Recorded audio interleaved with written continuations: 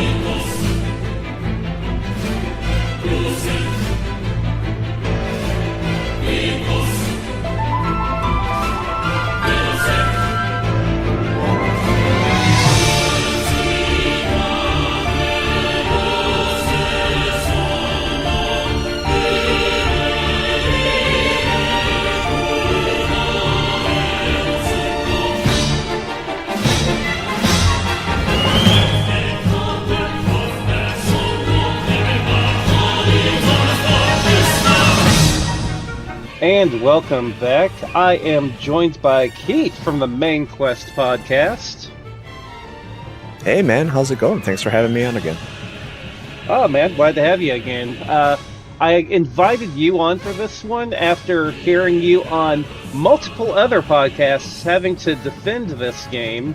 And I'm here like, you'd be perfect for this one because this is one that I don't hate, but it's not one of my favorite Final Fantasies. I feel like you'd be the perfect guy to have on to kind of be the counterbalance to any negativity I may have. Yeah, it's interesting because I was on for Final Fantasy VII, which is one of my favorite games of all time. Probably easily one of my favorite Final Fantasy games.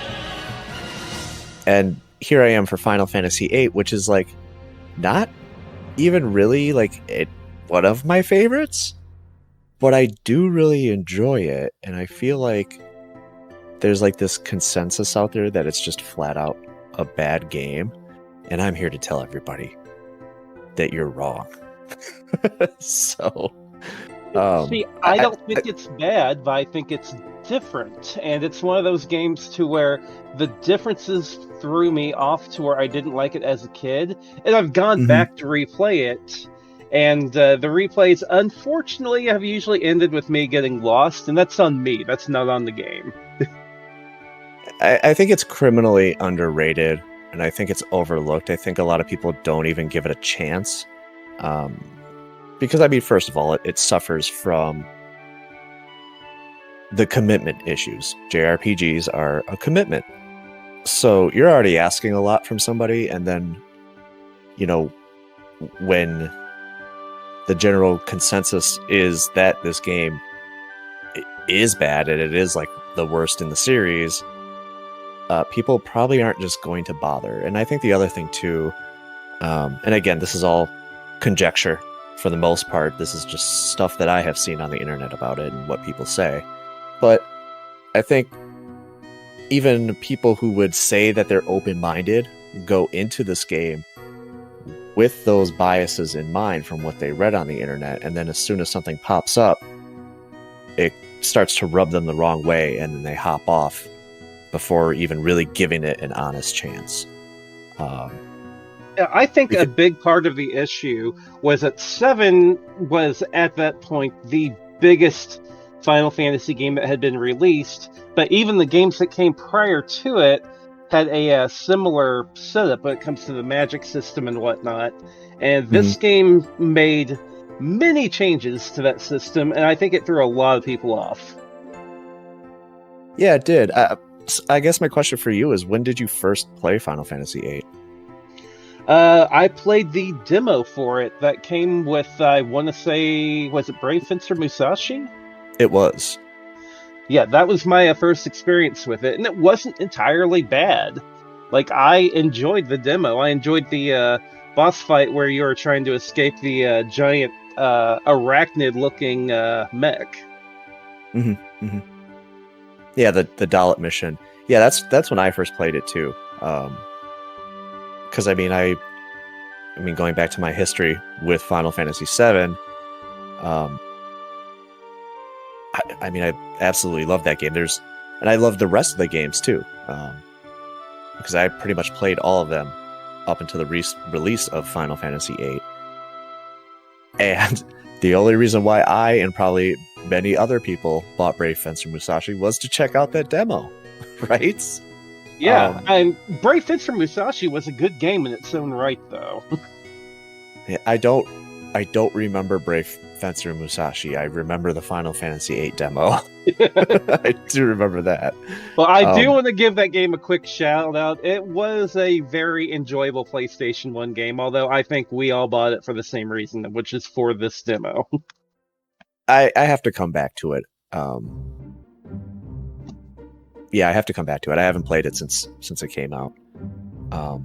But yeah, I was just blown away. Like,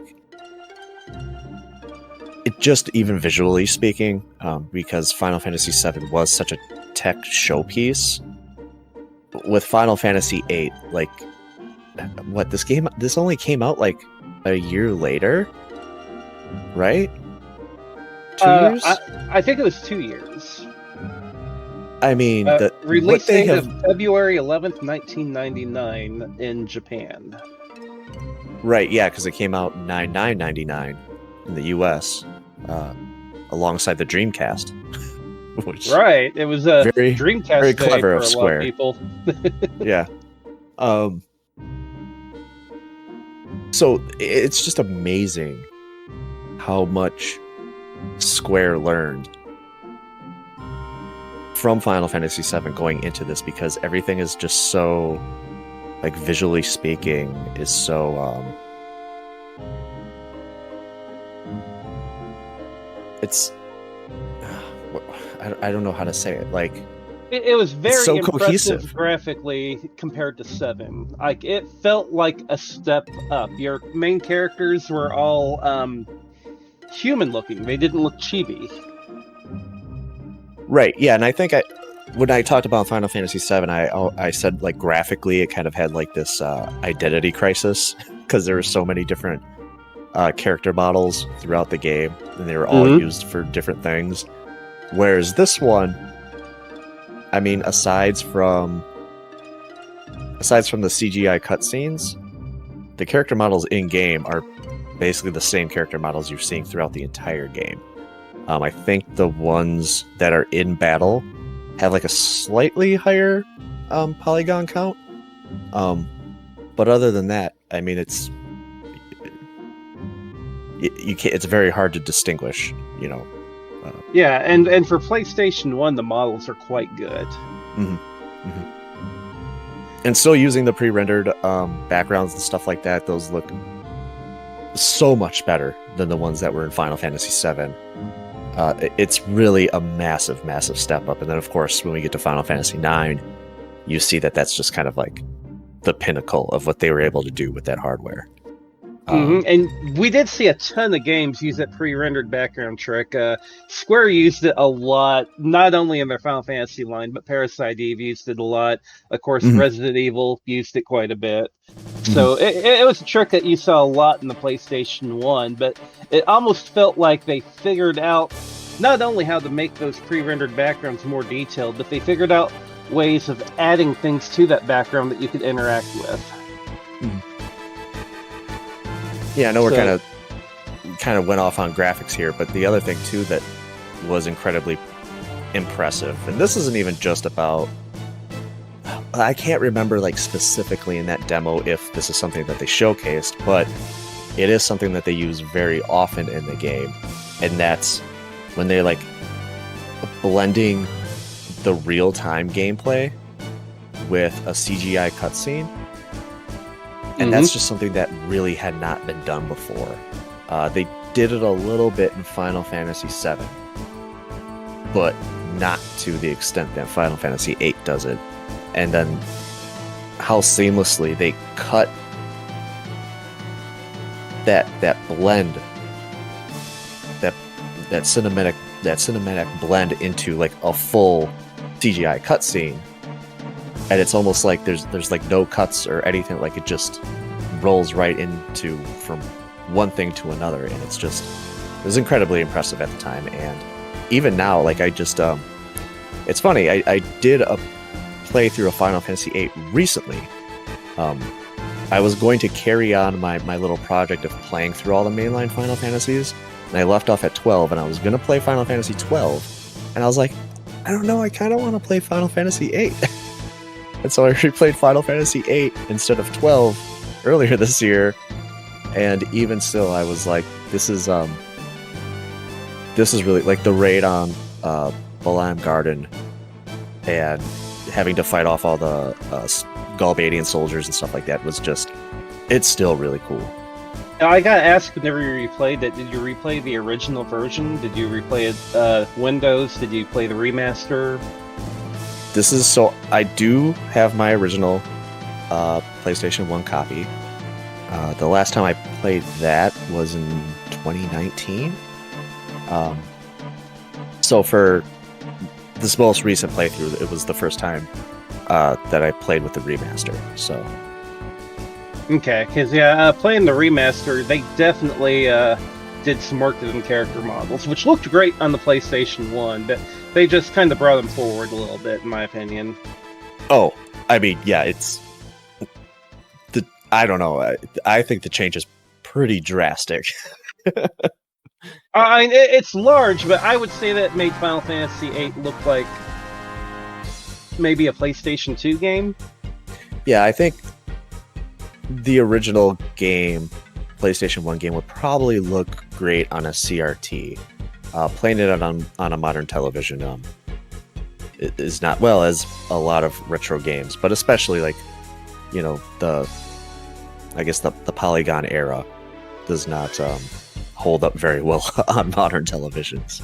Right. Well, these games were designed for like a 320 by 240 at the most, and because of that, a lot of these games were designed with tricks to optimize that resolution to where your brain fills in details that aren't there. Right. We see that a lot with pixel art too. So after the demo, did you end up buying the game brand new? Did you get it used? Oh yeah, I mean, not to brag, but we got a Dreamcast also. So I was kind of going between this and Sonic Adventure.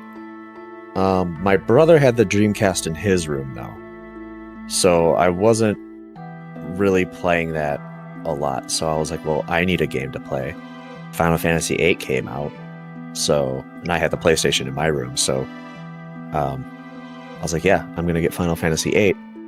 And so yeah, I pretty much picked it up I can't remember if I picked it up the day it came out or somewhere within like that release window, but yeah, I got it pretty close to when it released. I got mine shortly within the release window. I did not have the Dreamcast, but I had recently gotten my first, for the time, modern PC. So I was exploring quite a bit of the games in the PC side, but definitely wanted to try the latest Final Fantasy. And this is where we learn, well, you kind of learned in the demo too, but you learn very, very quick in the main game.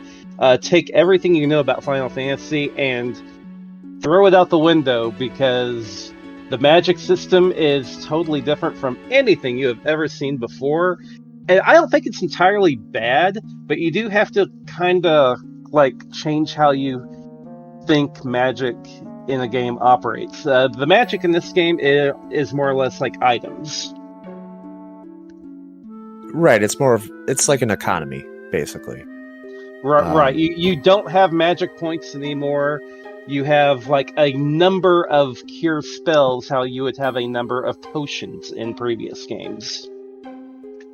It is a bold move to put out your biggest game of all time, Final Fantasy VII, right? And then the very next game completely change everything anybody has ever known from like the previous 7 games, basically. You got a couple odd ones. You got Final Fantasy II in there. 3 introduced the job system. But going from Final Fantasy VII to Final Fantasy VIII is probably how I imagine people felt going from Final Fantasy to Final Fantasy II. Like, it's such a drastic change in how you build your characters. Thing I can compare it to would actually be the magic system in Final Fantasy I, how you have a limited number of charges per magic level. In this case, you just have a limited number of magic uses per spell. Right. And then, of course, even the summons were different. And they play, and they play into the junction system just as much as any other type of magic, right? Mm-hmm. The junction system really isn't as complicated as people make it out to be. And I also think the game doesn't exactly do it any favors.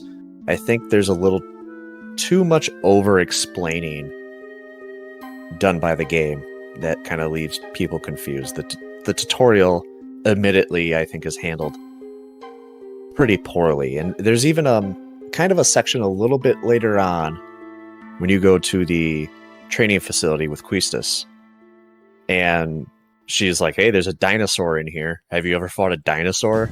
And Skull's like, "No, of course not. I'm 15 years old or whatever." And so she drops a hint that like, "Oh, well, you can put them to sleep if you have the right spell." And so it kind of gives you a hint right there that you can adjunction these abilities to your weapons, and you can actually draw drawing for those uninitiated with Final Fantasy VIII. Drawing is an ability that you use to steal magic and stock them up from enemies. And so you could draw spells from a specific type of enemy that has sleep, and then you junction it to your weapon, you fight the dinosaur, you can put it to sleep, and that's how you kill it. And I think that training facility section goes by way too fast.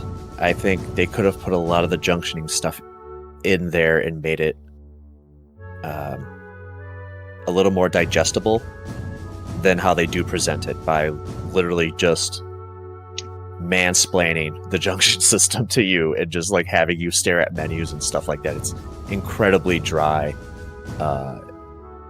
It is boring, but it's, again, I think they just do too much to over explain it, when like all the junction system is like, instead of boosting your stats whenever you level up, or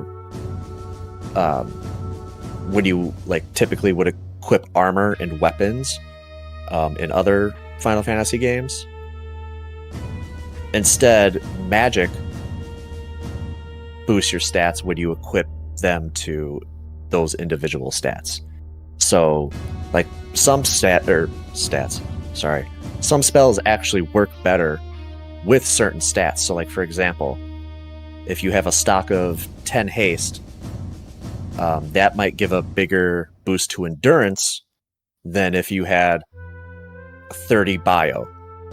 Or maybe like a better example is like, if you have 10 Curaga equipped to HP, that's going to work out better for you than if you equipped 30 Thundaga to HP, if that makes any sense.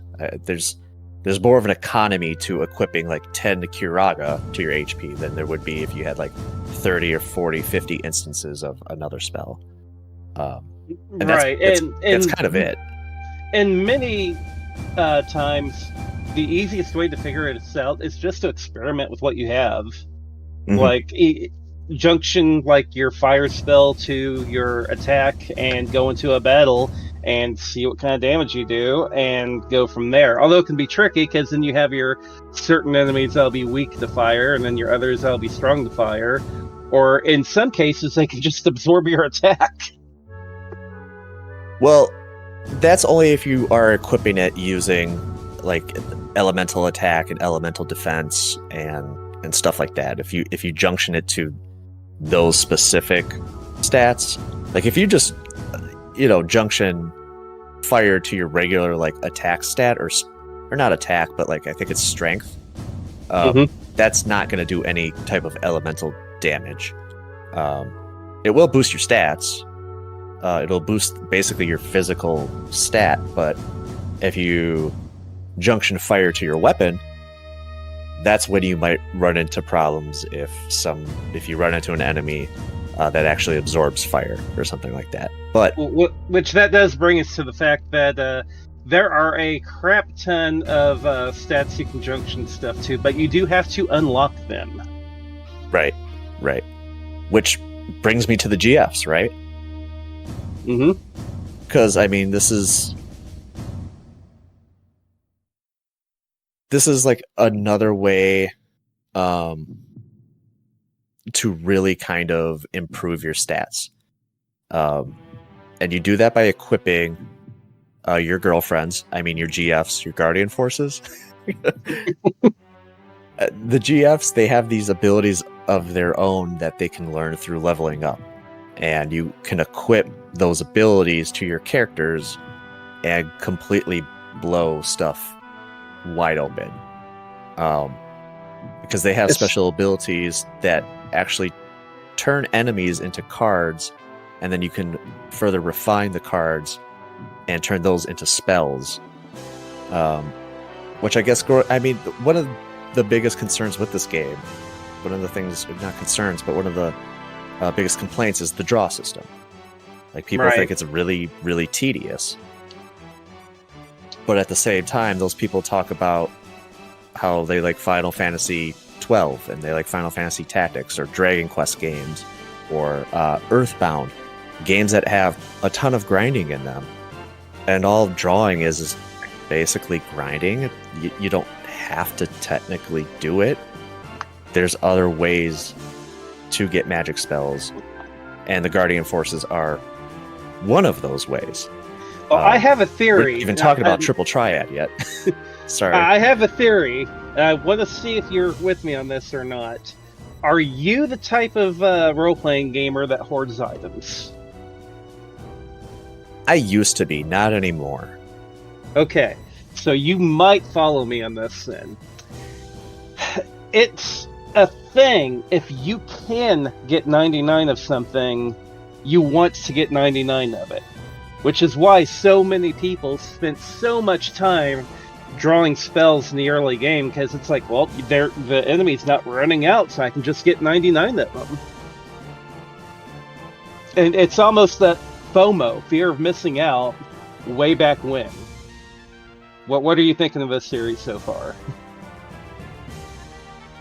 Oh, no, I think you're definitely onto something, and I wish I could sit down and be somebody's therapist and be like, you just got to let it go. Like, you've got some sort of condition. Like, I mean, I was that guy playing this game. Like, I would sit in the early game fighting the giant testicle bug, whatever you want to call it, and wait, what? the very first enemy in the overworld, man, it's a giant testicle bug. You gotta look. Like, I will pull up a photo and show you right now. I was gonna Google testicle bug, but I don't know if I want to do that. I will find a picture of it while we are waiting. But I will sit there and I will draw everything I can from that thing. Yeah, no, that's a you problem, not a Final Fantasy VIII problem. Right, and I think that's the problem that many of us had. Yeah. And that's the other thing too, where people are like, well, I want to use magic, but that means my character's gonna get weaker. And like, yeah, they're gonna get weaker, but it's not gonna be noticeable until you start like until you reach a threshold where it's like, oh, I was stocked up at 99, but now all of a sudden I'm at 40, and yeah, now I'm noticeably weaker. Where it's like, yeah, this isn't a game where you want to constantly spam magic. If you are strong enough, and if you have figured out how to use the junction system correctly, you shouldn't really need to use magic that much. This game is very, very nice when it comes to the limit breaks. They happen pretty often.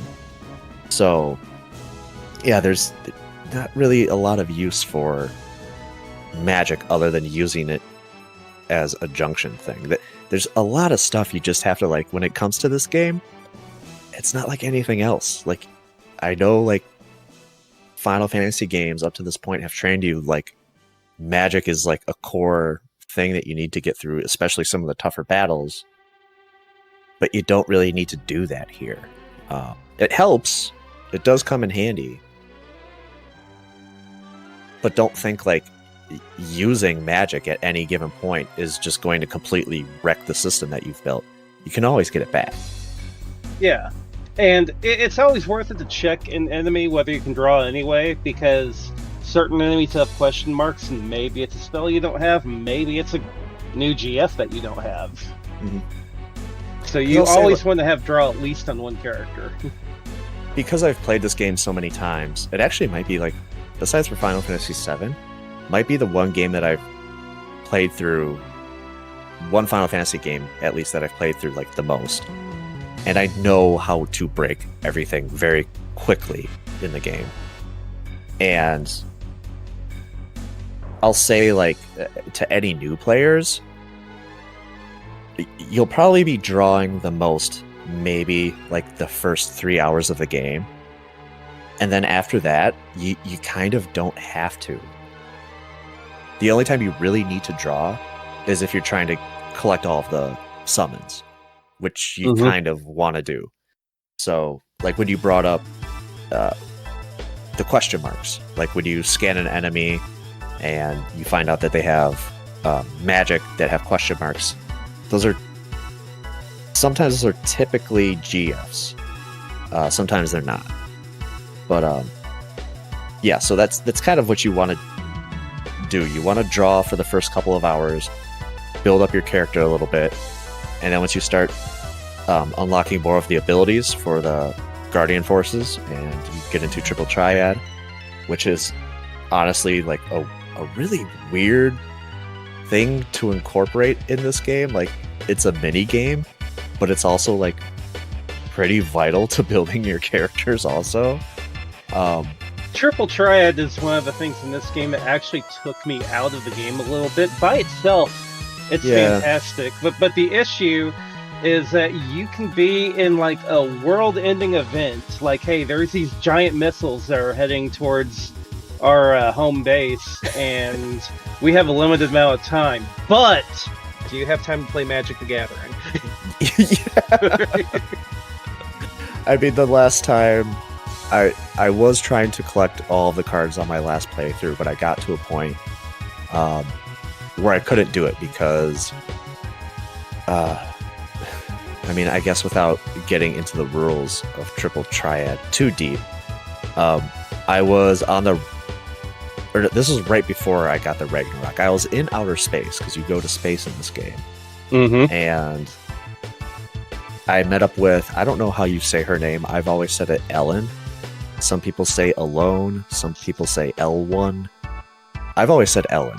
I thought it was like kind of like a European thing where like they have the extra vowels, like color is color. Color. Color. So yeah, I've always said it Ellen, but she's on. I always called it Alone, but I was also like, I was in a small town in the middle of nowhere, so I just, whenever I read stuff, I just like read it exactly how it sounded and hoped for the best, and that bites me in the ass to this day. I mean, considering I mean, I'm supposed to be talking about Triple Triad, but considering the themes of this game, it makes more sense, I guess, that her name is Alone. We can get into that a little bit later. But like, so I had to play her. I think you play her in Triple Triad to get the Laguna card. And I like rage quit because at that point, I don't know what happened, but like every rule from every region was like activated. So I had like same, plus, wall, random, like everything. And there. right like, there is my problem with Triple Triad. I'm Not the like, game itself, but whenever the rules just get out of control with like what happens to like cards whenever you flip them and who gets what. And I didn't change the rules. Like I didn't understand. I'm like, is this like international? I mean, it's outer space. Like, is it international waters where it's like everything goes? It's like the outer space rules of Triple Triad. Because the only time the rules ever change is if you change them with the Queen of Cards. Don't ever talk to the Queen of Cards, ever. Because then you're screwed. You're completely screwed. Stay away from the same rule, because that's horrible. I'm pretty sure it was the same rule. The one where you exchange the cards you flip with the enemy, and the cards that they flip, they get. Right. Yeah. Or maybe it's correct and not same, but either way, it was awful. Most of the rules outside of like the basic rules that you pretty much start out with, I think the only one that you really want right away is all, with which is a trade rule. There's one, diff, and all. One is winner gets to pick one single card from the opponent's deck. Diff is basically the difference. Winner takes as many cards as that they have flipped, and all is you get every card in that person's hand. Which all is the one that you want. Yeah, because you will gather up cards incredibly fast, which also leads to you getting spells incredibly fast. So, yeah, again, all of this just really feeds into the junction system. It's such a robust system, and I love it so much, and I'm so disappointed that really no other JRPGs have even tried to take a crack at it. It's how you break the game, in my opinion, because the game, it levels with you. It plays, well, actually, just like Oblivion, which we talked about recently. When you level up, the enemies level up with you. Right. So, really, the way to get more powerful is by using Triple Triad to get the cards you need for the junction system to make yourself overpowered. And, like, don't, like, go into this game, like, thinking you have to run from every battle or anything like that. Like, again, you're going to want to draw for those first couple hours. You need to level up your Guardian Forces. You need to level up your summons. Yeah, AP is almost more important than XP in this game. Right. So, you're going to gain levels, and I think by the time I finished my playthrough, I think I was at, like, level 18 or something like that. So, you know, I had some levels, but, like, yeah, you don't want to, like, it's not one of those games where you're just like, yeah, I need to get to at least a level 75, because you're gonna fuck your entire game up if you do that. Right. It's best to focus on leveling up your Guardian Forces, unlocking those abilities that they have, and then using them to make your party stronger. It's not the levels that are making you stronger at this point, it's your Guardian Forces. Right.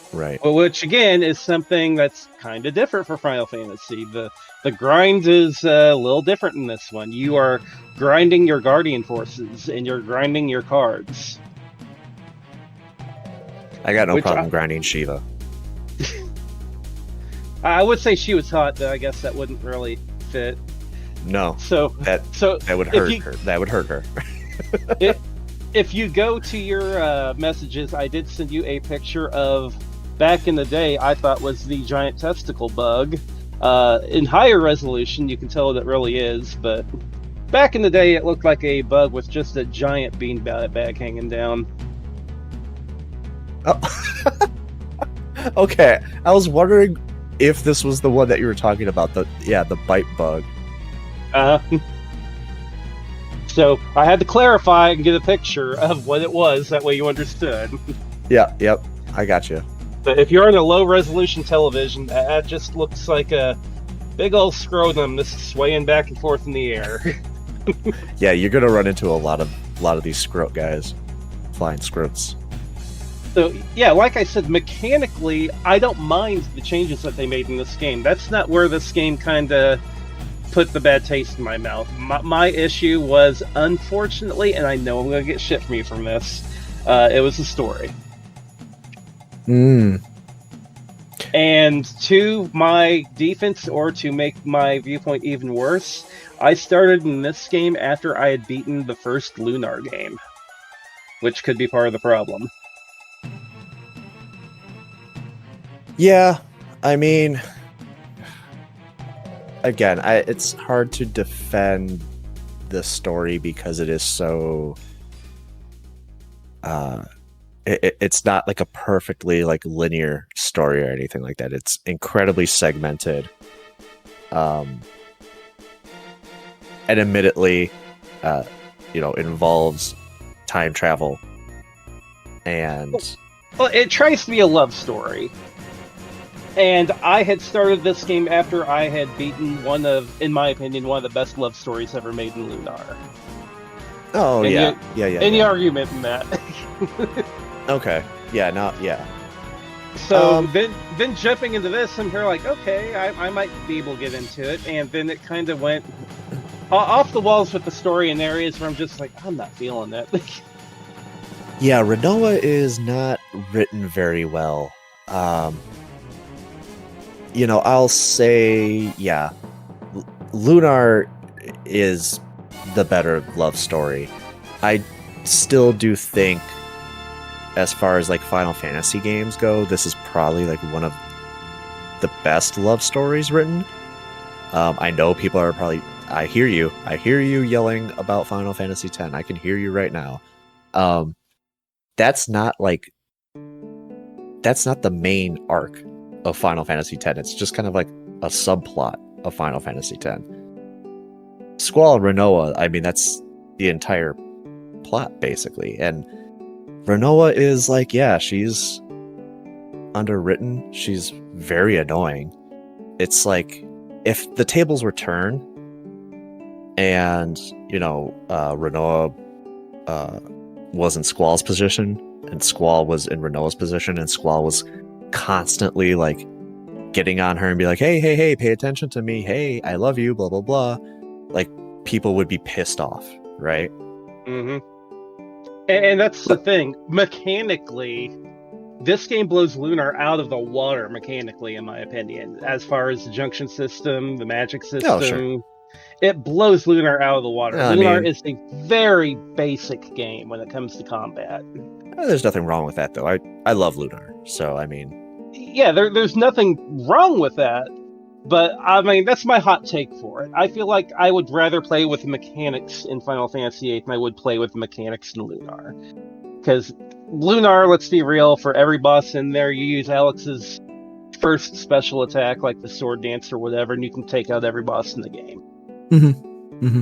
Whereas this game, there is a lot to play with. You can spend hundreds of hours ignoring the story and just tweaking your characters to get that best build. So I have to, I mean, are we like full out spoiling the game or anything like that? Can we talk about it? Yeah, we can absolutely talk about it, because many of my gripes are going to be spoilers. So okay. Yeah, have at it. So what did you think about the orphanage reveal and the amnesia stuff? I didn't understand it, just because Irvine, however you pronounce his name, is all like, yeah, I knew, I just didn't say anything. The rest of y'all forgot. And I'm like, why wouldn't you say anything? That was my gripe. I'm here like, if they all had it from using the GF, first of all, that makes Sid a horrible person. Oh, yeah. But secondly, why would Irvine just like not say anything about it? So here's the thing. Until my last playthrough, I hated Irvine. I hated him. But then this last playthrough, I forced myself to play with characters that I normally wouldn't use. And so I used Irvine, and I used Selfie a lot. We should bring up that Irvine is a sniper that carries around a shotgun. Mm-hmm. Yeah. And so, like a lot of other Final Fantasy games, depending on who you have in your party at any given moment, you get certain dialogue that you wouldn't get otherwise. And there is so much, I guess, foreshadowing of that moment when Irvine is like, yeah, we were all in an orphanage together. Like, why? Just like you said, like, why didn't you guys remember anything? You know, there's foreshadowing to that throughout the game. And it's mentioned often that GFs come with side effects, but only some people are claiming it, so they hint towards it. Right, and Irvine remembers. The only reason why he remembers is because he wasn't a seed. You know, he wasn't a child soldier. You know, so he never used Guardian Forces until he squads up with us. And so yeah, him dropping this hint. So like, I feel like it doesn't, unless you're not using Irvine consistently in your party, it does kind of seem like it comes out of nowhere, where he's just like, just as you said, like, why does he say anything earlier? Well, he's kind of like dropping hints throughout the game. Like, there's is it the Timber assassination, I think? Or no, I think that's before you get Irvine. Shit. There's this one scene in particular. I can't remember where they're going. Maybe it's on the way to Esthar? No, that's after the fact. Anyway, there's a scene where they're kind of talking about Seed and stuff like that, and Irvine's kind of talking about like why he never became a Seed and was never interested in. And so in that dialogue, he's kind of talking about like, well, don't you guys remember why you even became Seeds? Which also brings to like Sid also, because you just mentioned he's an asshole, but it was like the cost of killing Ultimecia. So it was like, well, yeah, this definitely does horrible things to these kids, having to let them use the Guardian Forces, but we also, time won't be compressed and we won't all die. So it's, you know, either they keep their memories and we all die, or you know, like, so I feel like there were other options, so maybe Sid needs to pick up a GF and start training, you know. Also, no, instead he makes a deal with Jabba the Hutt. Oh yeah, that whole, it's still so weird. It's such a small little plot point that happens so quickly that it's dropped so fast, just as quickly as it comes up. Well, the entire explanation is that Sid's the guy that came up with the idea for Seed, but he needed some seed money, we'll call it. Yeah. And how do you get that seed money? You get it from Jabba. And of course, if you deal with Jabba the Hutt, you got some extra kind of strings behind that money. Mm-hmm. Yeah, he's basically a financer of the entire. I almost called it a college, but well, yeah, kind of. It's the school, the military school. So yeah, it's just like this really weird plot point that's just like, and then like the Shumi tribe have like this like incredibly deep lore and stuff like that. Which you do go to their village at some point later on in the game, and find out more about them. Yeah, what is Zorg? It's Norg or something like that, right? Yeah, Norg. Yeah. All caps, so weird. Yeah. And that boss fight's like really weird. It's kind of a rehash of the Bizarro Sephiroth fight from Final Fantasy VII. almost gave me flashbacks to Final Fantasy 13, the not Balthazar, Bartandalus. The first time you fight him, how you got to take Yeah. down certain sections to attack the main thing. It gave me kind of flashbacks to that. Yeah. I guess there's a lot of those types of bosses in Final Fantasy. Or flash forwards, I guess I'd call it in this case. Yeah. Yeah. Yeah, so I mean, like, yeah, the entire, like, Amnesia plotline, like, makes sense when you also think about the time travel loop, the loop or whatever that happens. Because present Squall, God, here we go. Buckle up. So, present day Squall, right, beats up with Edea in the past at the end of the game, who was running the orphanage at the time. And during this, there's a cutscene that plays, and Ultimecia, who's from the future, arrives and possesses Edea, which basically starts the loop that we're in. Because Squall tells Edea that he has to raise, or that she has to raise orphans to become Seed and build Seed so that they can kill Ultimecia, which is when Sid comes in. Sid and Edea are a thing. They give these children like these incredibly powerful summons that basically gives them amnesia. And then when Squall kills Ultimecia at the end of the game, that is exactly what prompts her to come to the past when Squall is talking to Edea and possess Edea. And so the loop has no beginning, it has no end. These poor children are just forced to relive this loop forever and ever. It's a worse time loop than the one in Final Fantasy 1. Yeah. This is kind of like Final Fantasy 8 is like the Neon Genesis Evangelion of like Final Fantasy. Like, it's about these like incredibly traumatized teenagers that are like in a broken time loop. And it never like, and they never like really break that time loop ever. You know, like there's like a happy ending, but it's only like incredibly brief. So before we get into that, I do have to bring up a fan theory, and it's one that I'm into quite a bit. What do you think of the Squall is dead theory? Well, I mean, didn't Katase say that it was bullshit? Yeah, but still, it don't matter. I mean, it's. I love the idea of it. I think it's interesting. Like, even if it's not what was intended, I love the idea of it. There's a couple different theories. There's that one. There's the one that Renoa is Ultimecia from the past, which also doesn't make any sense because Ultimecia is that's not. It's not. Right. And then there's also a theory that Quistis is Ultimecia.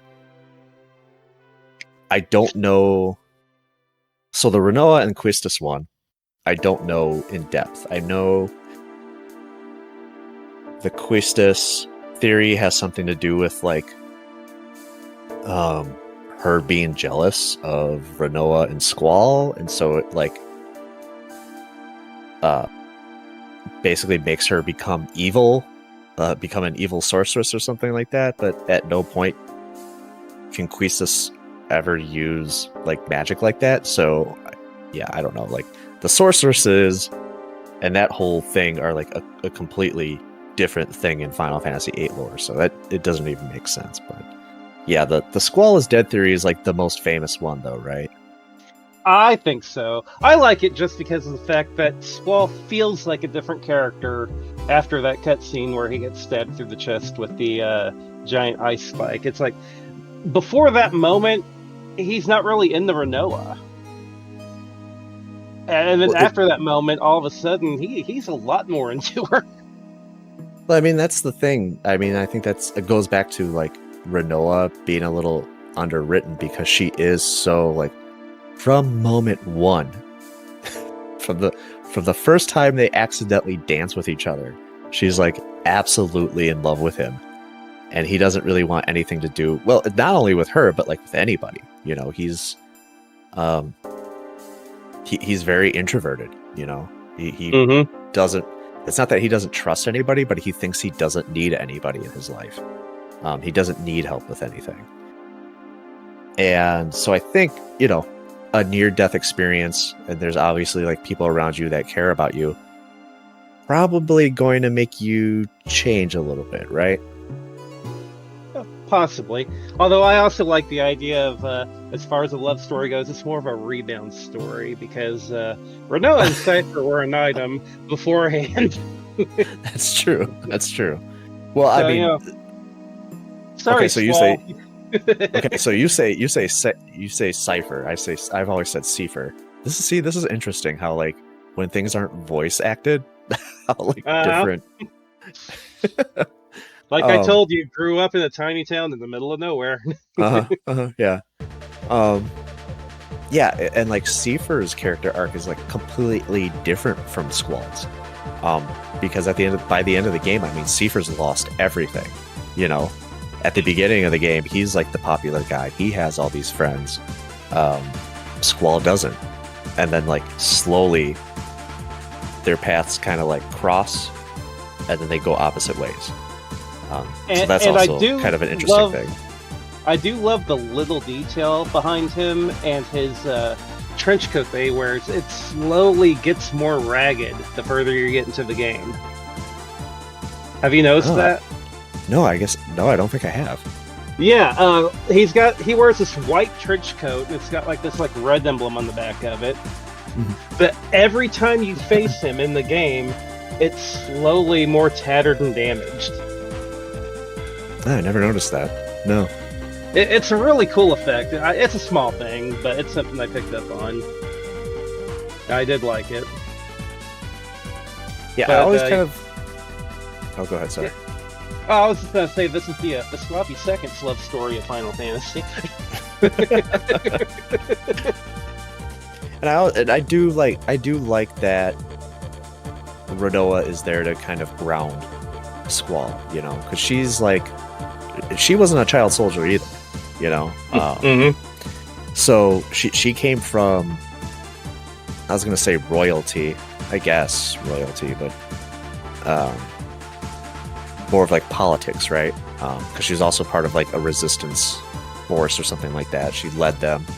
I can't remember the name of. I can't remember the name of the group. The Forest Elves? Yeah, that's it. Yep. And so she's there to always kind of like bring, because I mean, Squall's a child soldier. He's an orphan. He's got all these abandonment issues. And so I do think, as far as like her being that person to bring him back down to earth, I think they did that very well with her at least. Also, like, but we've been talking about Rinoa. We haven't even mentioned that she like uses a dog and fires it like a missile at enemies. Oh, the Angelo camon's amazing.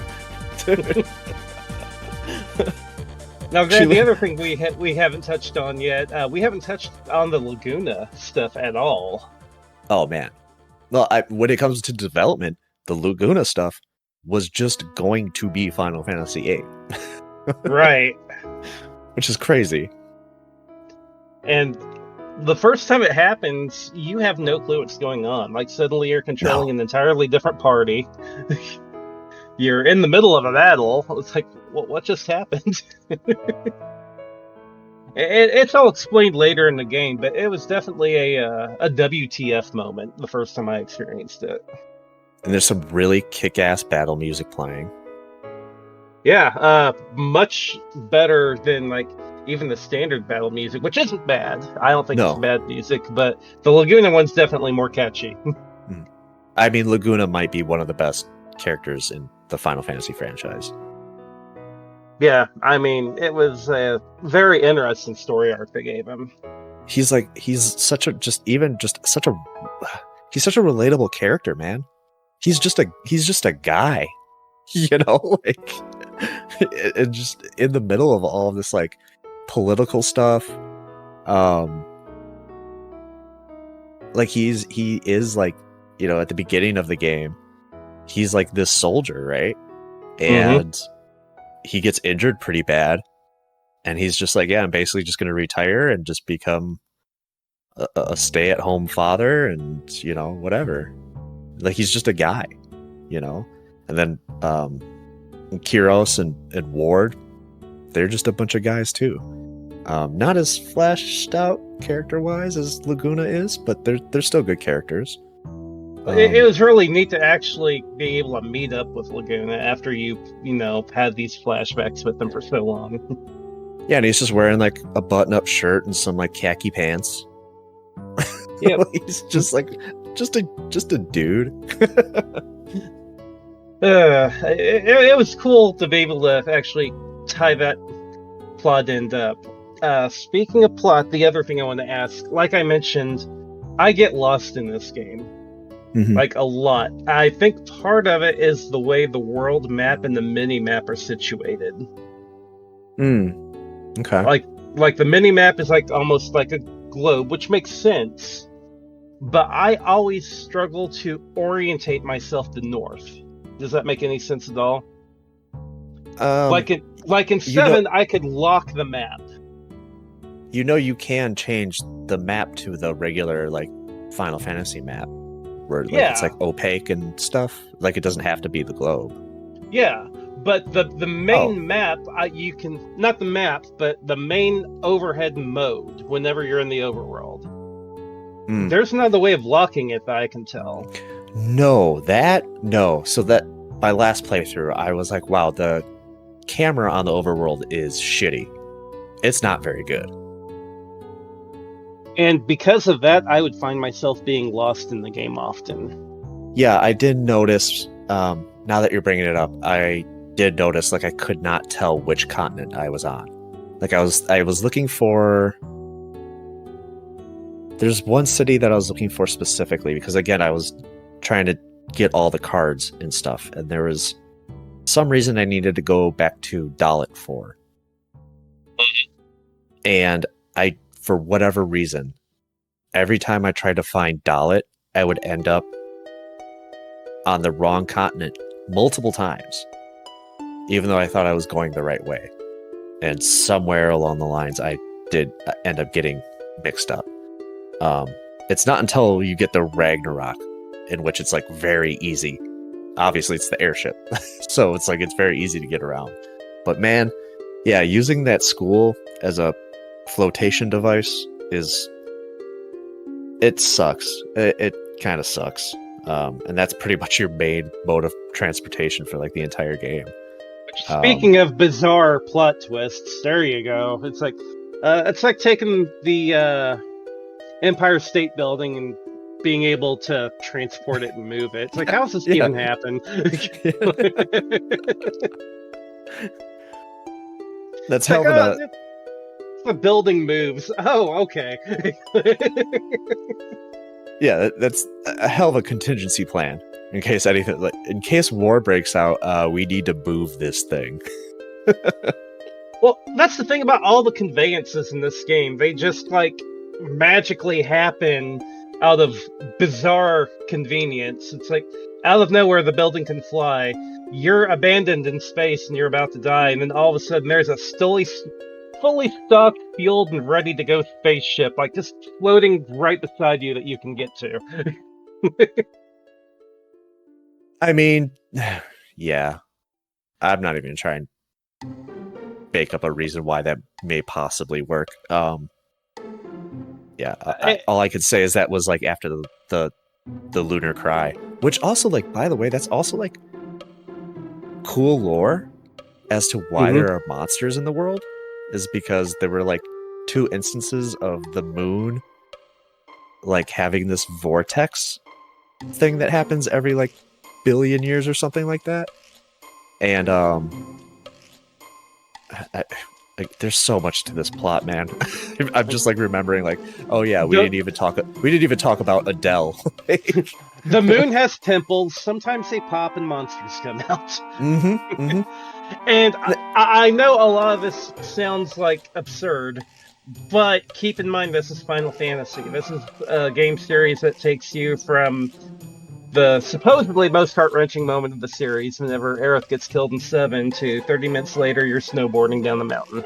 So, Right. But I mean, like, how often are you playing a JRPG and you're like, oh yeah, I guess there's like this testicle monster that I'm fighting, but like you never question like, how did this testicle monster get here? I Final mean, Fantasy VIII what if answers we that do question.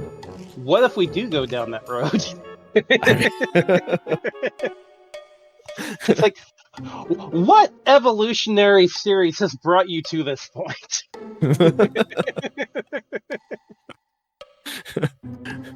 Is it a defense mechanism or I can understand the giant dinosaur. I get that.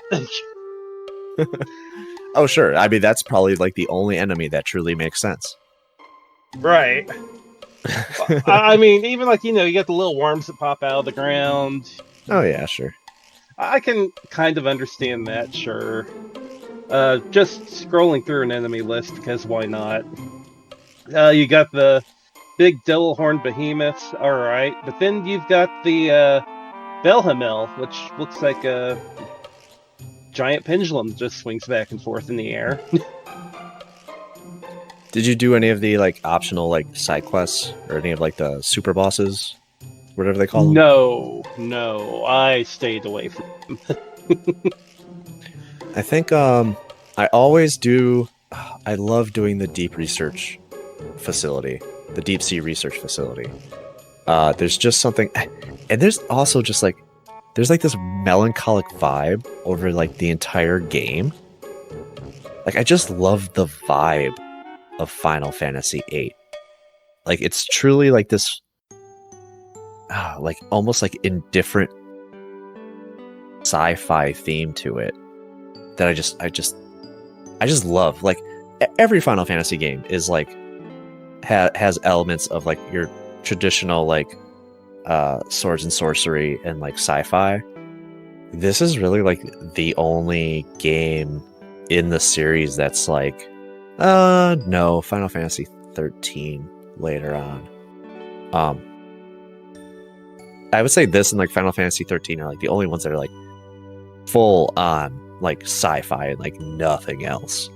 Because even in Final Fantasy 7, there's like the elements of like the swords and sorcery stuff. Like you had like villages that looked like something out of like a D&D campaign. Right. You don't really have anything like that here. And yeah, the deep sea research facility is like, I just like the thing is so ominous, and like like once you get to the bottom of that thing, there's going to be like this like incredibly difficult boss that you have to fight. It's like, man, I love it, man. It's so cool. One thing I do want to go over real quick that we haven't gone over yet is that there was some content in this game that originally we could not play because we didn't have the hardware for it, which was Chocobo World. Funnily enough, this game, as you said, came out in America around the same time the Dreamcast came out, 9/9/99. There was a PlayStation 1 memory card that acted like a VMU. It had a button and a screen on it, and there was a minigame that you could play called Chocobo World. It was fully implemented in the US version, but the US did not have the actual hardware memory card to play it. Yeah, I remember reading about this. Yeah, and there were actually items that you could get in the main game by playing this small secondary game. Yeah, I think that probably would be nice for like beginners, right? Like I definitely would have appreciated that when the game first came out. Not only that, I think it's kind of funny how Sony had their own version of the VMU whenever Sega had brought the Dreamcast out here that they never brought over. I mean, if you look at it, it's very similar. Now, did you have to use that in tandem with like catching chocobos in Final Fantasy VIII? No, I don't believe so. Because, I mean, this is like the only Final Fantasy game where I don't care about catching a chocobo. I don't think I've ever gone out of my way to go get one. Yeah, I don't think I ever did. Like, there's but, no reason to.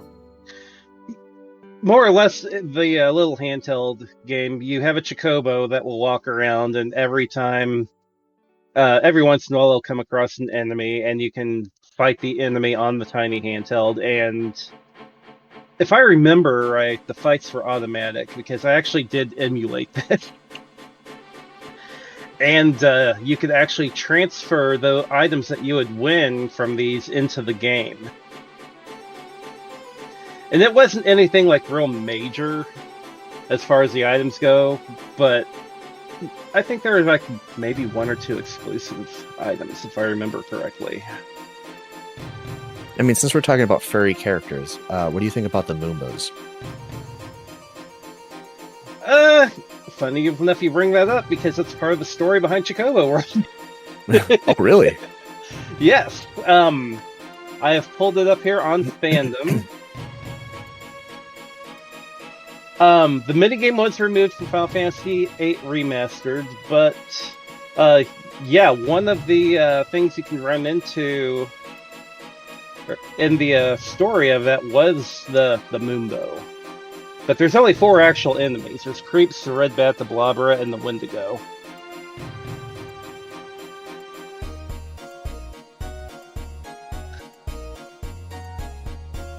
I'm trying to think if they ever appear in any other Final Fantasy, and I don't think they do. I don't think so off the top of my head. And then again, most of my Final Fantasy stuff is literally what's in this game and before. I've played 10. I own 12, but I've only started it. I've beaten 13, and I've played maybe a quarter of the way through 15. Mm-hmm. Mm-hmm. So there's a chance that it was in something else, and I just don't know. I mean, yes, I'm trying to think. The only mainline game that I haven't played is 15, so, well, I haven't played 11, and I haven't played 14. I still don't count those. I don't care. So, I don't know, maybe they're in those. I'm not sure. I could definitely see them coming in back in 14. I mean, the thing definitely looks like a Pokemon. It does. It's definitely like the Jawification of Final Fantasy almost. Like, Star Wars was huge around this time. It was making its comeback. I mean, what? Phantom Menace came out the same year, right? Okay. Yeah, I think so. Oh, and I did just see the Moomba is in Final Fantasy X as one of the dolls Lulu uses for a weapon. Oh, okay. Yeah, all right. Yep, that makes sense. Yeah, I've excised Final Fantasy X from my memory. I do not like that game. But here I am talking about Final Fantasy VIII coming to its defense. Well, 10, I feel, is significantly overrated, but that's just me. Yeah, it's weird how much praise that game gets, and then everybody hates on Final Fantasy 13 for the exact same gameplay loop. You know what I mean? Mm-hmm. But anyway, we don't need to get into that. But yeah, overall, like I said, I brought you on to mostly,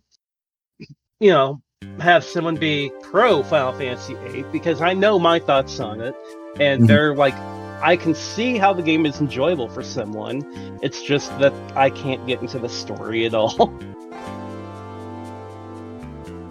But I do enjoy the actual mechanics behind it. Like, I do love building my party up, building their GFs to the point to where I can set up the junctions how I want, and just making a party that's just stupid overpowered. Love that part of it. Yeah, I mean,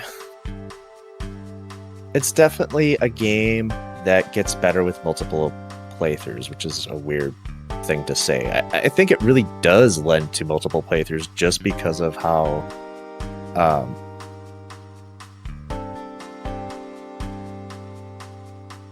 just how vast the junction system actually is. Because I mean, one of the things that we were talking about before is going into battle and you're just like, oh shit, this guy absorbs lightning magic, and I just keep healing him. A really cool thing that something that I think is really cool is that you can learn from that battle and go in and try something completely different than you tried last time, and absolutely, like, you could go into a boss fight, get your shit stomped in, and then come back the next time and reverse the rolls. So easily. It's all based off what's junction where. Yeah, it's not about like, oh, okay, I just got my shit stomped in. Now I have to go grind for 2 hours to get to the same level. It's like, no, you don't have to do that here. All you do is just switch some magic around and then go back in and absolutely dominate. I mean, having a guide does help a lot. Like, in my head, I was thinking, well, one of the best spells you could equip for your weapons would be Ultima. And surprisingly enough, I think Meltdown actually was a better spell to choose, if I remember correctly. Yeah, Ultima's pretty overpowered. Late game, there's a portion of the map, and I think it's called the island closest to hell, which has like some of the strongest enemies in the game, and you can junction just absolutely like broken ass fucking magic from these enemies. Not junction, but draw magic from these enemies. And yeah, that's, I mean, when you get into grinding, okay, maybe that's like late game. If you want some like really incredibly strong magic, you can probably spend 10 or 15 minutes there drawing those. And they also have like hidden draw points also. There's a bunch of them all over the game, which you would probably need a guide for. But on the specific island, which is like, it's a very small portion of the map, you can run from one end to the other end like very easily in like a couple minutes, not even. And there's just hidden draw points all over the place. There's like 10 of them. So it's like, just walk a couple steps and press X, and you'll probably draw some strong magic there too. But yeah, you get stuff like Ultima and like Meteor, and I don't know what else. I can't remember off the top of my head, but yeah, again, and it's all like, you just play around. Like, I think like following a guide like for your first playthrough is a good idea. But then I think going into a second playthrough, like once you finally understand like what the game is offering you, then you can kind of just create your own characters, you know what I mean? And just get into some really wild builds. It's crazy. Yep. And while I did knock the story a little bit, there are pieces I do like, but a lot of those play into the gameplay mechanics too, like the fact like to upgrade your weapons in the game, you don't just come across them for the most part. There's magazines that you can find, and in these magazines they give you the what you need to build your ultimate weapon. I love that idea. Yeah, I mean, you can get Squall's ultimate weapon like before the first disc is even done. It's crazy. You can get everybody's ultimate weapon pretty quickly. Yeah, man. Yeah. I mean, you could just absolutely break this game wide open before you're even like 10 hours in. It's insane. I love the magazine idea so much more than, oh, well, I found this sword in a random chest at the end of the game. It happens to be a very strong sword, and it happens to be at the end of the game. Nah, like as long as you just read a little bit, you can come up with what you need. I did really like that aspect. Mm-hmm. Mm-hmm.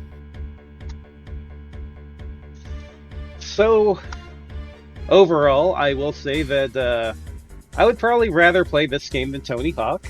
We're just going to leave that out there. Whoa! Hey, I enjoy that callback.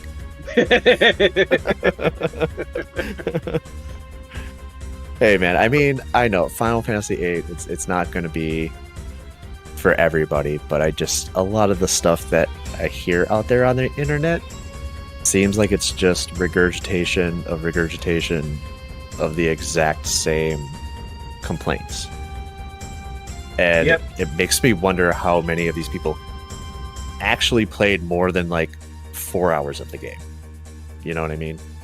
And that's the thing with a lot of the RPGs is that you have to play them for a while and put some time into them. Mhm. And because this game was so different from the ones that came previously, maybe they didn't put that time into it. Because with the previous ones, if you had previous knowledge, you kind of knew what you were doing off the get-go. This one took time to learn. It's interesting because going back to when this game initially released, I forgot to mention this, I was kind of like indifferent to Final Fantasy VIII. I didn't like it right off the bat. I didn't hate it though either. I was just kind of like, this is weird. And then over time, the more I replayed it, the more I was like, oh, this is actually really cool. And it's, again, not one of my, it's not one of my favorite Final Fantasy games, but like, the junction system is just so cool, and it's, I wish they would do something like it again, or at least another franchise or something, or even just make another an indie game, like an indie development team do something with the junction system. It's such a cool system that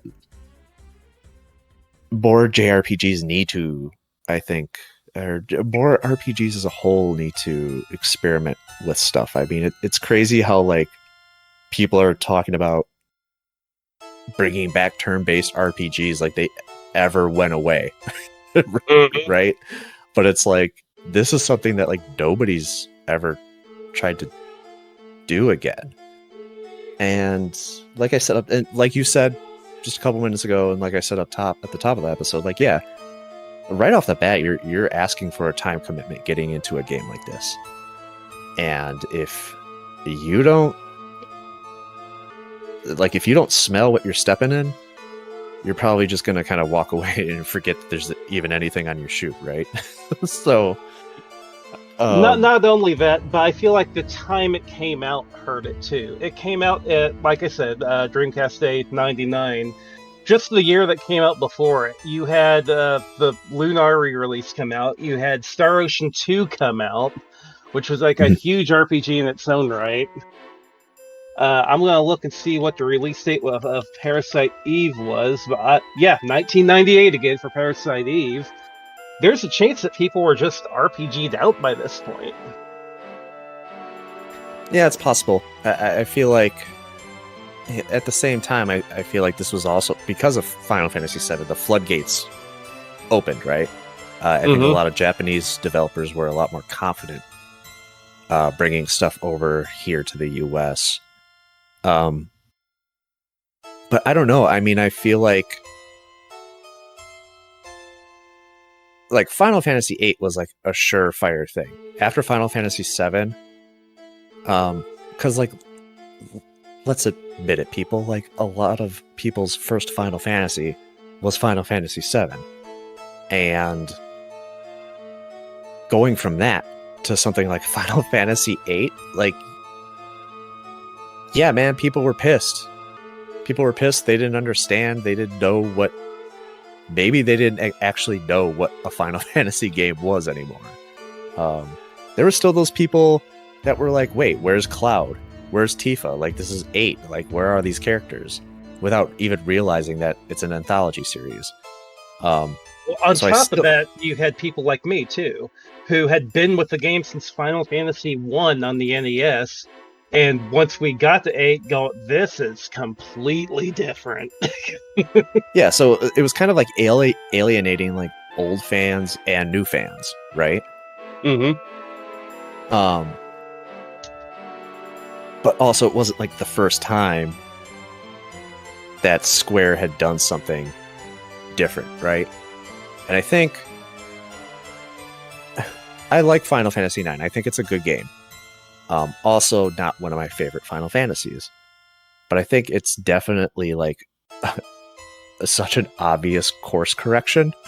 Like, it's so blatantly like, here's Hironobu Sakaguchi's greatest hits all in one game. And like obviously like it doesn't, like the only game that 9 doesn't reference is Final Fantasy 8. And so yeah, it's just yeah,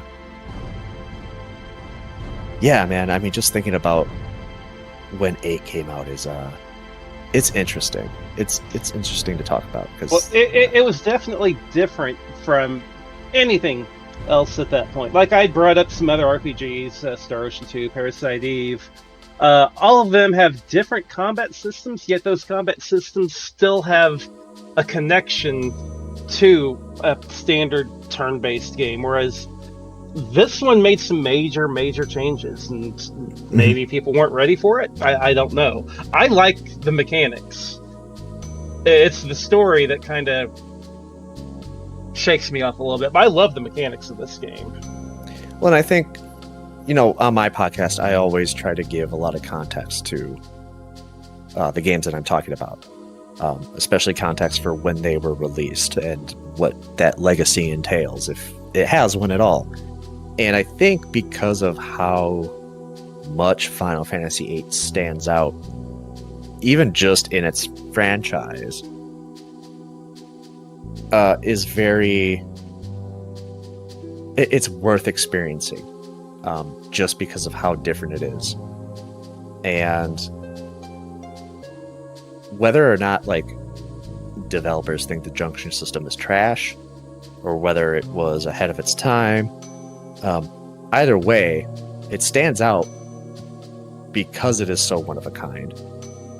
And if its legacy is that, well, the junction system is so broken that nobody really wants to do anything with it, then that's also a lesson learned, right? And that's also its legacy, is that nobody wants to mess with this broken system. Kind of, but at the same time, and this is something you can use for your hot take thing that you got going on over on your Discord. If they're working on Final Fantasy 17 right now, I would rather have them bring back the junction system than use this weird action RPG thing they got going on right now. Yeah, and I mean, we could probably go on another 2 hours about like what is Final Fantasy, what constitutes a Final Fantasy game, because they're all different. They're all completely different from each other. I will totally bring you back on for a bonus episode if you want to have a full Final Fantasy retrospective. I'm totally down for this. because other than the job system, which they did in 3, 5, they did a spin on it in Final Fantasy 6. Everything's like, all their systems are completely different every game. And yeah, I mean, Devil May Cry Final Fantasy was not something I ever wanted. I thought I wanted it, but then I played it and I was like, this is... So you want to talk about Final Fantasy VIII, which has like the most in-depth like battle mechanics and stuff like that, and then you go to Final Fantasy 16, which is just mindless as fuck. You just press X the entire game. Like, it's just... Yeah, I would much rather they bring back the mechanics in this. Give me something with some meat in the bone. Yeah. Yeah,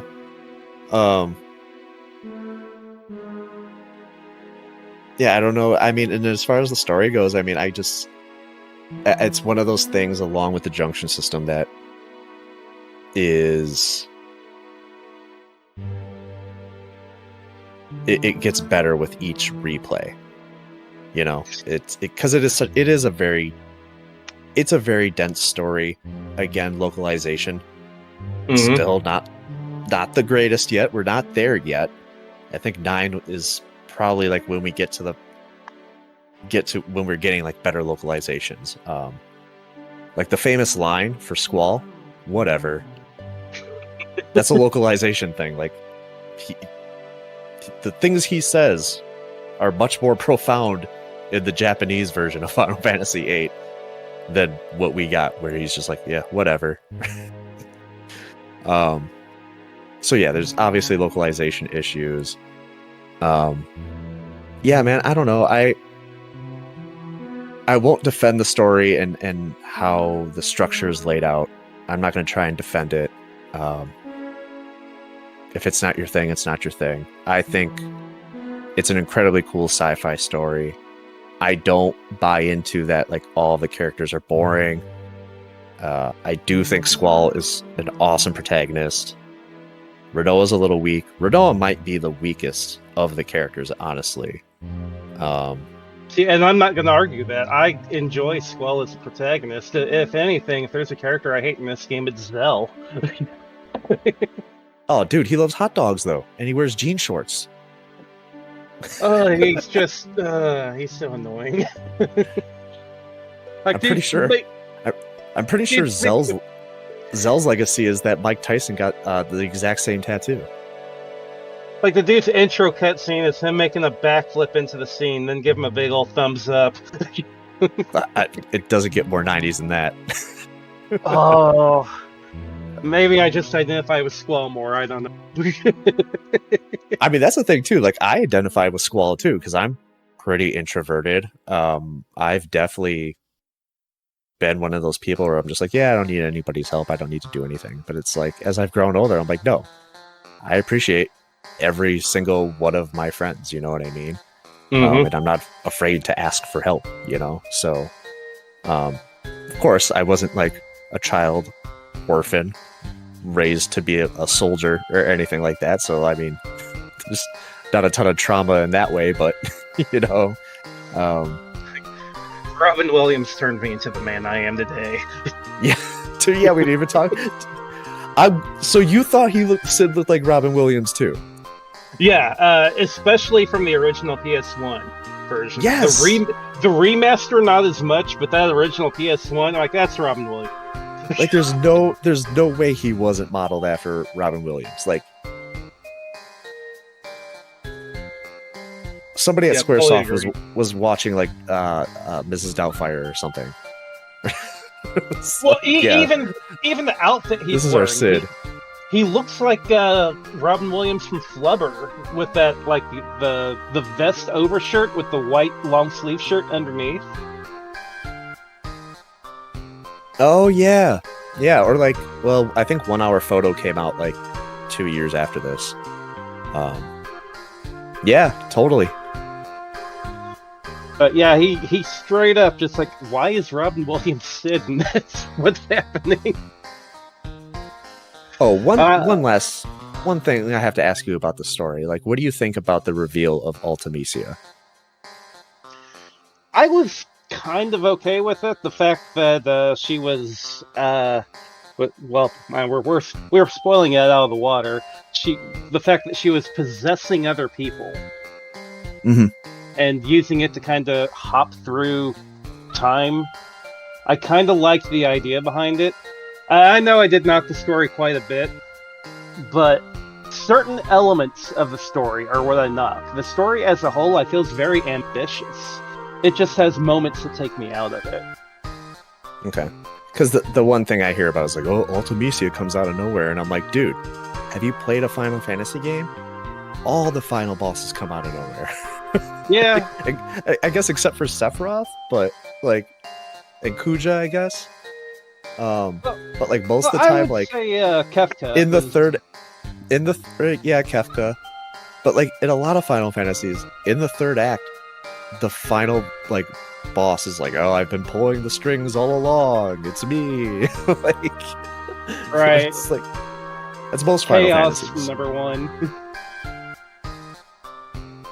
Chaos, I think, is a prime example of that in Final Fantasy 1. Yeah, like, like, oh. I just played Final Fantasy 4 for my podcast, and you get X Death is Final Fantasy 5. Why can't I remember? I don't remember the dude's name for Final Fantasy 4, but like, it's like literally like you have 2 hours left in the game, and all of a sudden, like, the final boss shows up. He's like, "It's been me the entire time," and it's like, okay, who the fuck is this guy? I love 4, but I do have one knock in the story on 4 is that it uses brainwashing as a trope so much. Yeah, I mean, I don't want to give all my thoughts away because I haven't recorded that episode yet, but yeah, somebody was really into Star Wars. Yep. Yeah, the final boss in 4 was definitely one of the wait, what? I thought it was Mhm. the dude in the big black armor. No? Okay. Oh, we're brothers. Oh, okay. Oh, and you're my dad? Oh, okay. Let's just get this family lineage out of the way. I do like 4 though. Even though, again, I have some issues with the story, Mhm, mhm. and I kind of have some issues with Edge, but we won't go into that. You're hitting on a 13-year-old. Stop. Jesus. Trust me, I may or may not be bringing that up. Well, I will be looking forward to hearing that one.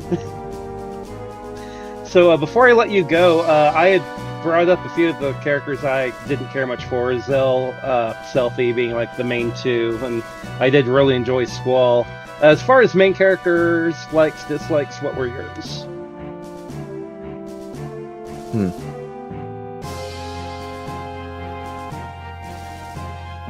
Yeah, I really, even though I used Selfie this time, which I had to force myself to use Selfie, still don't really care for her that much. Also, like, you want to talk about conveniences. Like, how did they escape the base with, like, it was literally, like, blown up by, like, 20 missiles? I'll never understand that. I don't know how Selfie made it in Seed. Her initial cutscene is her tumbling down awkwardly a small cliffside, and then like looking awkwardly at the camera. It's like, how are you a super soldier? Yeah, she's just like the manic pixie trope or whatever. I never really liked Selfie, and like I said, it took me a long time to finally warm up to Irvine, and I think he's probably one of the best characters in the game. I can't think of like a character that I really don't like. Like even Renault, with all her flaws and like how poorly she's written, like I still like her as a character. I do think this is like one of the strongest casts in the series, honestly. Like I used I'm gonna Irvine probably a be lot. biased, but what's that? I used Irvine a lot. He was actually one of my mains in the party after I unlocked him. Although I still laugh at the whole sniper with a shotgun thing, but Yeah, I was for a long time I was always a Quistis and Renoa Squall party. Quistis's limit break, one of her, so she has a couple limit breaks that you can unlock, but she has one that's like incredibly broken. It's like an instant death for the boss. So I'd always use her just because of that limit break. so yeah, did you use the technique of like building your character's HP pools to be huge and then intentionally keeping their HP low with their HP pool being high? That way it could like crank out limit breaks all the time? No, but I think I've heard of that. That is one of my game methods whenever I play this. Is like I will, as fast as I can, max out my character's HP to like 9,999, but I'll intentionally keep their HP around 500 or 600. That way they're always in critical mode, and they're just pumping that limit break after limit break. Yeah, I know there's I don't remember off the top of my head. There's a spell that you can learn, and you can junction it to somebody, and I want to say it's Selfie, or maybe it's an item and not a spell. Oh man, I don't remember. Yeah, because you can also refine items from cards. It might be an item, and you can constantly use this item to give yourself a limit break. And there's like some broken method of like just spamming that all the time. There's so many ways to break this game. It's incredible. I mean, like I said, I love the mechanics behind it. Although, again, the story, sometimes I love the absurdities, like Robin Williams giving me a genie lamp that has the devil in it. Oh man, I mean, we didn't even really talk about the summons, but the summons are really fucking cool. Yep. My only gripe is that you can't skip them, but the way the summons are implemented, there wouldn't be a way of putting in a skip button because there's some button mashing involved. Yeah, you have to what do they call it? Like boost to make them stronger. Yeah, but then whenever the X comes up, you gotta stop boosting, otherwise they'll actually cut their attack down a little bit. Mm-hmm. Right. And the summons have their own health pool too, so they're literally part of the party. Now that I'm thinking about this whole lamp thing, I wonder if I need to get a hold of Toby and kind of warn him. Why? Why would you have to warn him? What's going on with the lamp? Oh, just, the demon that's in the lamp in this game, he might have a infestation of his own at his house. Oh. Is he blue? Why is the lamp blue? Did you ever notice that? Yeah, I did. I noticed many things whenever he had me over to X-Men with him. They're scars. We're almost 2 hours in, and neither of us have even really mentioned the OST, which is... fantastic OST. I'm just going to say, Fisherman's Horizon, the Balam Garden theme. There's a song called Compression of Time, which is really good. The landing is also really good. Just the intro cutscene. Oh, the landing. I'm glad you brought that up. 2 hours in, I'm sorry, we do have to cover this, though. The music change from the demo to the full version. Do you have any thoughts on that? Oh, I mean, I barely remember. I know it was the Dalit mission. Yeah. And I know that it was significantly cut from what we actually got in the full-length game. Other than that, I don't remember too much of it. The story behind this was that music is very, very close to the title theme from the movie The Rock. With Nicolas Cage and Sean Connery. And if you listen to them back to back, there are similarities. It's pretty close. As a matter of fact, I'll probably close this episode with the music from the demo version of the Dalit Landing, because it very much sounds like The Rock. So was that something Uematsu had to change or something at the last minute? Yes. I don't think a lawsuit ever happened, but there were some major concerns. I think they were contacted and they changed it willingly. Interesting. Yeah, this is Uematsu's this is some of his best stuff. It's so good. This soundtrack is unfuckable with. Every track is amazing. Even that opening where you got the choir starting everything off. Yeah, Liberally Fatale. Mm-hmm. The text on the screen makes no sense at all at first, because you don't have any... Right, I'm going to say at first. But it is a beautiful looking cutscene, and man, the music, it kicks. Yeah, it's so good. And then, of course, you have Eyes on Me, which was the first vocal song in Final Fantasy. Mm-hmm. Also, a major hit in Japan, apparently. It was huge. Yeah, it honestly got a lot of attention over here because of the amount of attention it got in Japan, if I remember correctly. It was kind of like a hit single over there. Yeah, man. This is even the overworld music. I love, again, and it just adds to that. The overworld music adds to the overall melancholy of Final Fantasy VIII. It's just a plucking of violin strings, basically. Mm-hmm. I will go as far as to say that this probably has the best soundtrack until Final Fantasy 13. See, I've got to revisit Final Fantasy 13. That's another one that I haven't played since it came out. We need to revisit that one together, because I remember hating the gameplay but loving the music and the soundtrack in that game. Interesting. See, I loved Final Fantasy 13 when it came out, and then, a couple of years down the road, when the internet became more prevalent and everybody was like, yeah, fuck Final Fantasy 13, and I'm like, why? Well, I have a different reason from the rest of the internet for that game, which means I do need to go back and replay it. But whenever I played that game, I played it on a PC that was underpowered to play that game. I didn't realize it. All of the audio was playing at full speed, but the actual gameplay was running at about 75-80% speed of what it was supposed to. Oh, shit. And I beat that game on that computer. Oh, damn, you powered through. Yeah, okay.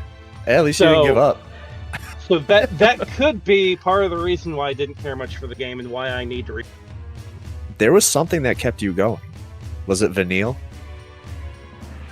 I hated her squeaky voice. No, I was definitely a fan of Lightning in that game. Like my favorite character from that game, though, you're gonna wonder probably. My favorite character was Hope. Was it? Yeah. See, I couldn't stand Hope, but maybe it's been what, 15 years? Maybe I'm wrong. I loved Hope because he hated snow. He hated snow as much as I did. Yeah, I was a fan of Fang, Lightning, and Vanille, and Shiva. Lightning and Hope. Lightning and Hope were my big two in that one.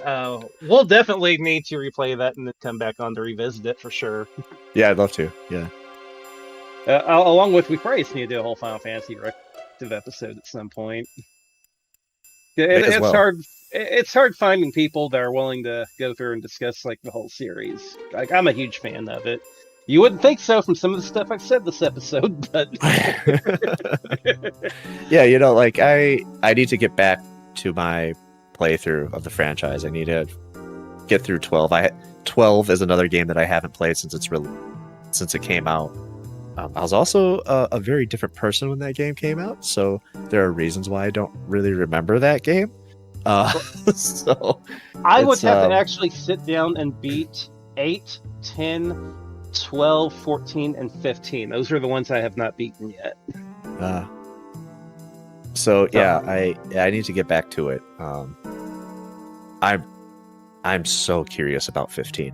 I'm so that game has such a reputation that I'm like I'm dying to play it. Right. Yeah, I need to go back to it and finish it. I remember playing it and it's okay, and I think I got a quarter of the way through it. I need to revisit it. Mm-hmm. But what I can say about Final Fantasy VIII is that people need to press L3 and R3 at the same time to accept the truth that it's actually a pretty damn good game if you stick with it past 5 hours. And again, I will go with, I love the mechanics. I love the fact that they tried something different, and I think it does work. It just has moments in the story for me where I'm just like, wait, what? But that's with many other games in the series as well. Yeah, I would just say play it again, man. If you get the time, play it again, and because that's the best way is to break the game early, and then all you really have to worry about is just taking in the story. Figure out where the hell I'm going. Yeah. Why am I in space? Oh, right. So speaking of figuring out where the hell we're going, where can we find you at? Oh, man. Well, first of all, thanks for having me back again, and thank you for giving me this opportunity to talk about a pretty overlooked game in the Final Fantasy franchise that I actually genuinely like. Thanks. It's been a lot of fun. Well, just putting my 2 cents out there, I heard you on other shows talk about this game, and I'm here like, I gotta get him on here. I feel like he's got a lot more. I could probably keep going for like another 2 hours, honestly, and talk about this game, but I'd like to be respectful of your time and your listeners' time. I'd feel free to. Barb's not awake yet. I don't think. Oh wait, nope. She is indeed awake. I have woken her up. I need to play some Final Fantasy Victory music right here. But yeah, as far as the main quest goes, it's a retro gaming podcast. You're probably gonna hear my ad after you hear my voice. Do you want me just to recite my ad that you play? How's it go? Hello, Afterglow listeners. It's me, Keith. I mean, that's pretty close. Yeah, I mean, just check out linktr.ee/mainquestpod. I've got links to the Discord server. Come hang out in there. I have a link to the Patreon, and then everywhere else you can find my podcast: YouTube, Apple Pods, Spotify, Good Pods. Pretty much wherever you listen to podcasts, you can listen to the main quest. And you should be able to find that link in my link tree as well, because I do link to your show. Yeah, and I appreciate it. I appreciate the airtime. And also, I mean, if for some reason you haven't heard of my show before, you can start out on episode 97 of Vector Man, because I had Lethko on for that one. Yep, and I am scheduled to come back on for a future episode. I'm not going to spoil which one yet. We're going to keep it a surprise. Coming up. But it will be a game that I might be defending a little bit.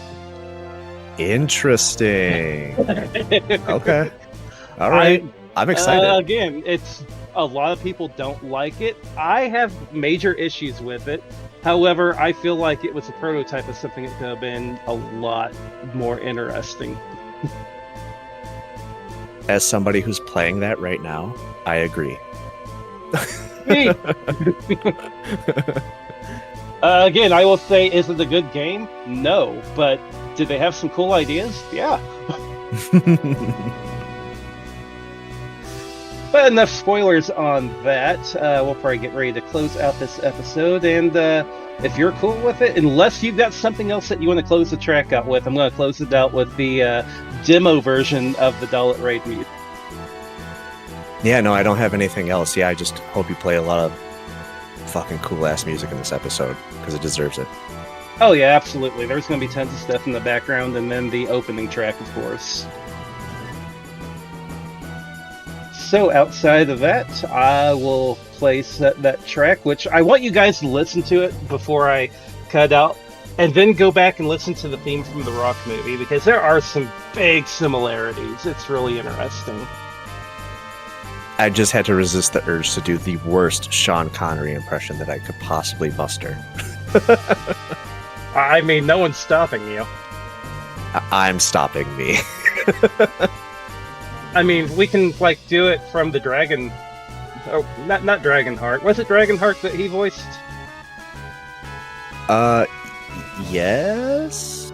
Yes. No, I was the last one. I just want to watch Zardoz again. Oh, man, he wore that Speedo like it was just molded to his body. It was an awakening for many people, I'm sure. Well, until then, we will see you all next time. Bye.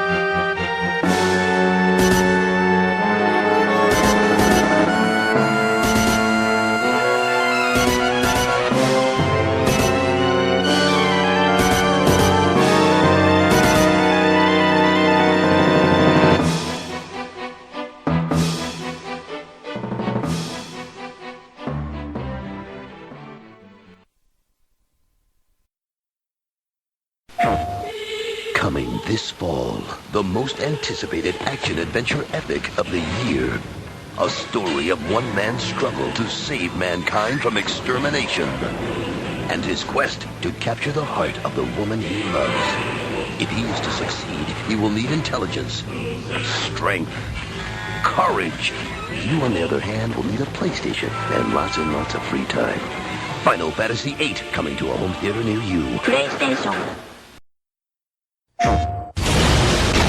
Out of the ashes of war blooms a love affair of the ages, an epic tale of a soldier and the free-spirited woman that captures his heart. Prepare yourself for the most riveting love story of the year. You will be mesmerized. You will be engulfed. You will need a PlayStation, a big screen TV, and a really comfortable couch. Final Fantasy VIII by Squaresoft. PlayStation. As always, thank you for taking time out of your day to listen to another episode of Afterglow, especially this one. Me and Keith had a lot to say about Final Fantasy VIII. I think this is going to be one of the best episodes we've put out. But as always, I also want to thank our patrons, OCD in Every RPG and Toby Drinks Big Red Soda. I wonder if they're going to change their names anytime soon. Like I said, I always read out the patron names, and a few of those are definitely references. Of course, Toby Drinks Big Red Soda. If you don't get that one, check out the Secret Levels Discord. Secret Levels has been a huge supporter of the show. I really appreciate them. Speaking of other podcasts, be sure to check out the show notes page. There's a link tree there. On that link tree are links to many, many other shows that I am a fan of, some of which you'll hear ads for at the end of this. Special thanks, as always, also goes to Grim, my partner in the Grim Glow podcast and host of the Lost and Gone podcast, who came up with the intro and outro music, along with TobyVonDoom from Secret Levels, who did our show logo. Also in that link tree, if you want to check stuff out, are links to my Discord, along with the Patreon if you'd like to join in, supporting the show for just $1 a month to get a shout out at the end of every episode.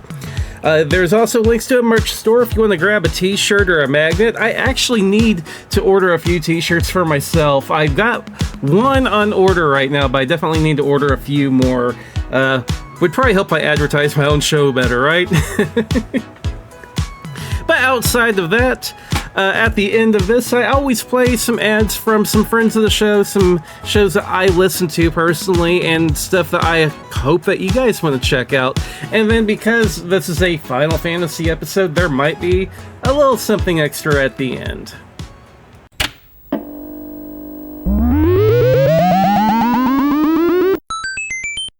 Hello and welcome to the Reviews Brothers. It's me, Martin, and you can join me on YouTube where I have hundreds of videos covering a huge range of video game topics. I've got top 10s, hidden gems, console-focused A to Zs, as well as dedicated videos to topics like Doom mods, 3D platform games, ninja games, pirate games, and more. I cover all systems from Commodore 64 right up to modern consoles. Nothing gaming is off the table. So be sure to search for the Reviews Brothers on YouTube, as well as on Instagram and TikTok for hundreds of retro and modern video game reviews. Afterglow listeners, it's me, Keith Gasper, coming at you from the #1 retro gaming podcast, the Main Quest Podcast. Come hang out as a guest and I play and discuss a game from the backlog of my childhood. We're talking about our history and the history of the game, and if it's worth checking out today. We're talking about games from the NES, the Sega Genesis, TurboGrafx, Game Boy, and much more. And that's just on the main feed.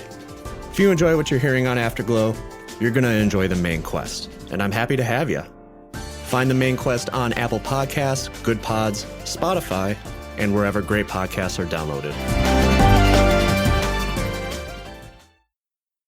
Hello, My name is Aaron. I'm one half of Super Pod Saga, a topical variety video game podcast fueled entirely by nostalgia and unleaded gasoline. Super Pod Saga, we discuss a different video game topic each and every week. We have new episodes every single Monday covering a different video game topic. More than anything, we want to entertain our listeners and make you feel like you're one of the boys, like you're hanging out at a campfire with some of your best zany caffeine-powered buddies and just talking about your favorite games and all that stuff. Stop on down to Super Pod Saga. It's on every podcatcher there is. If it's not, let me know and we'll get on it. Again, Super Pod Saga, stop on by.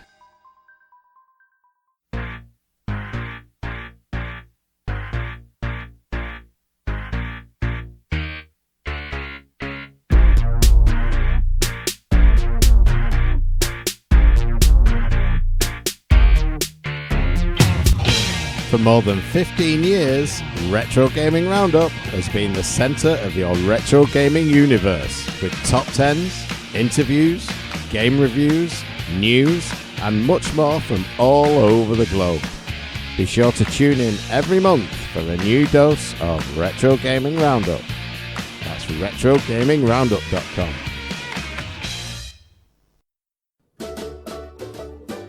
Hey, this is Toby, one half of the Secret Levels podcast. We're a podcast that goes over old retro games. We go over the history, the story, the gameplay, some fun facts. We even rage a little bit. And then we go and give it a nice 1 to 10 rating to let you know if it's still worth playing. We have over 200 reviews for games on the NES, the Super Nintendo, Sega Genesis, and many other consoles. You can find us on all the major podcasting apps, such as Apple Podcasts and Spotify, and you can follow us on social media at Secret Levels Pod. Game over, folks.